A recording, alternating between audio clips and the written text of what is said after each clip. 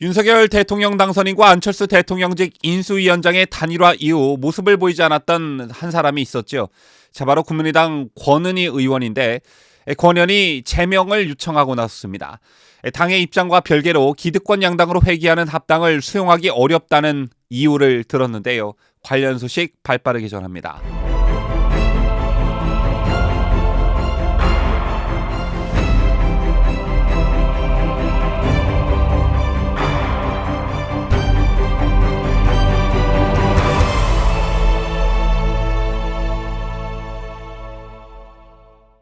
시청자 여러분 안녕하십니까? 뉴스데일리 베스트 민앵커입니다. 모두가 예스라고 할 때 혼자서 노라고 외치는 사람이 꼭 한 명쯤은 있기 마련이죠. 이번 사례도 이런 맥락에서 살펴보면 될 듯한데 권은희 국민의당 의원이 국민의힘과 합당에 반대하며 지도부에 당적 제명을 요청했습니다. 권 의원은 오늘 자신의 SNS에 올린 글에서 제명을 요청했다며 당의 입장과 별개로 저는 기득권 양당으로 회귀하는 합당을 수용하기 어렵다고 밝혔습니다.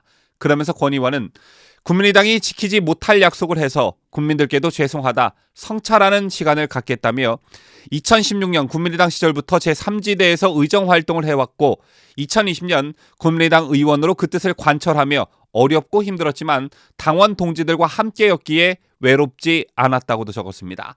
그런가 하면 안철수 대표에 대해선 선거와 안 대표의 첫 출발을 위해 이야기를 미루고 칩거하고 있었다면서 안 대표가 성과와 성공으로 체감할 수 있도록 할 것이라고 말했습니다. 또한 권 의원은 서로 같은 공간이 아니더라도 안철수 대표, 저 동지들이 서로에게 힘이 되어주는 것은 변치 않을 것이라며 애정을 나타나기도 했는데요. 권은희 의원은 여러분 아시다시피 비례대표 의원이죠. 자진 탈당을 할 경우 의원직을 상실할 수 있으나 당에서 제명을 하면 무소속 의원 신분을 유지할 수 있는데 바로 이 같은 이유 때문에 당적 제명을 요청한 것으로 보여집니다. 만약 권 의원이 자신의 희망에 따라 무소속 의원 신분이 될 경우 국민의당은 3석에서 2석으로 의석이 줄어들게 되는데요. 권 의원을 제외하고 두 당이 합당할 경우엔 합당 뒤 새 집권 여당의 의석은 112석, 국민의힘 110석, 국민의당 2석 이렇게 더해 112석이 됩니다. 자, 아직 본격적으로 합당 작업이 시작되지는 않았지만 안철수 대표는 인수위원장직을 수용하면서 활동에 들어갔고요. 안철수의 복심으로 불리는 국민의당 이태규 의원도 인수위 전체 운영 계획을 수립하고 분과별 활동 지침을 마련하는 기획조정분과 인수위원 3명 중 1명의 이름을 올리면서 활동을 이미 시작한 상태였습니다. 제처럼 선거 전에 선언했던 이른바 공동정부에 대한 약속이 착착 진행이 되고 있는 상황에서 권은희 의원이 찬물을 끼얹었다 이렇게 볼 수 있는데 사실 권은희 의원의 이런 돌출 행동은 어쩌면 예견된 일이었습니다. 지난 대선 기간 노골적으로 후보 단일화에 반대해왔고 그 이전부터 합당에 반대해왔던 대표적 인물이었기 때문이었는데요. 윤석열 안철수 후보 단일화가 성사된 다음 날에도 권 의원은 안 후보 결정을 존중한다. 볼모의 땅에서 최선을 다했으나 싹을 틔울 수 없는 현실임을 누구보다 잘 알기에 돌을 던질 수 없다면서도 그러나 동료와 지지자들에 대한 책임을 국민들에게 한 약속을 누군가는 책임져야 한다고 밝힌 바 있습니다. 이 같은 메시지를 자신의 SNS에 올리고 선거운동 기간 내내 그리고 대선이 끝난 후에도 한동안 모습을 드러내지 않았었는데 결국 자신을 제명시켜달라는 요구를 하고 나선 것입니다. 선거 결과가 말해주듯 이른바 제3지대는 이번 대선에서 유난히 힘을 쓰지 못했습니다. 안 대표는 1월 초만 해도 20%에 육박하는 지지도를 보이며 가능성을 엿봤지만 윤석열 후보가 당 내용을 수습하고 전열을 재정비하자 지지율이 추락했었죠. 뿐만 아니라 김도겸 부총리도 결국 낮은 지지율로 이재명 후보와 단일화를 했고 끝까지 버틴 정의당 심상정 후보도 결국 3%의 득표율을 넘지 못했습니다.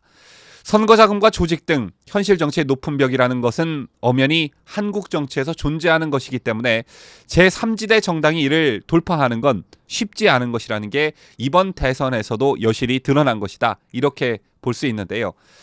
물론 단일화 이후 안철수 대표가 국민의당 지지층들로부터 비판을 받긴 했습니다만 명분 자체가 없었던 것은 아니었죠.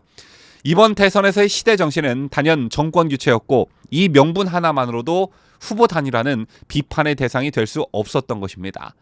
자, 물론 안철수 대표가 당선 가능성이 사실상 사라지게 됐다는 판단하에 소신 대신 실리를 선택한 측면도 물론 있었을 것입니다. 이런 안 후보의 실리를 보장해주는 측면에서 윤 후보는 공동정부를 꺼내들었고 결국 안 대표는 정권교체라는 명분을 내세워서 화답했습니다. 이때 안철수 대표가 한 말이 단일화가 안 된 상태에서 자칫하면 그동안 여러분과 제가 함께 주장했던 정권교체가 되지 못하는 상황만은 막아야 했다. 바로 이 말이었는데요. 그리고 결국 선거 막판 단일화가 성사되면서 정권교체를 이루게 된 것인데 단일화가 득표에 해가 됐다, 아니다, 도움이 됐다. 엇갈린 분석들이 존재하는 건 사실이지만 어쨌든 대선 후 윤석열 당선인이 안철수 대표를 예우해 주면서 인수위원회장이 됐고 지금까지는 단일화 당시 합의문이 잘 지켜지고 있습니다. 윤석열 당선인 입장에서도 향후 여소야대 전국에서 안철수 대표가 필요한 존재이기도 하죠. 어쨌든 이렇게 순항 중이었는데 권은희 의원이 돌출 행동을 하고 나선 것입니다. 나름의 정의감에 젖어 그랬을지는 모르겠습니다만 개인적 사정도 있었을 거라 보는데요. 여러분 아시다시피 권 의원은 광주 출신이죠. 이번에 비례대표로 국회의원 배지를 단 만큼 다음 총선에선 지역구로 출마해야 하는데 다른 지역의 전략공천을 받지 않는다면 자신의 출신 지역인 광주에서 국민의힘 소속으로 뛰어야 하는데 이거 당선이 거의 불가능한 상황이죠. 차마 이 점도 고려 대상이 됐다고 보는데요. 어쨌든 향후 국민의힘과 국민의당 합당 과정에서 일종의 방해 요소가 될 권은희 의원이 제거됐습니다. 제명 요구에 어떻게 대응할지는 모르겠습니다만 시한폭탄은 가슴에 품어서는 안 되는 일이겠죠.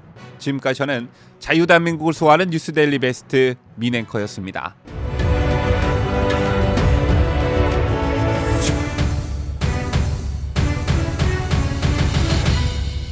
함께해요. 뉴스데일리 베스트.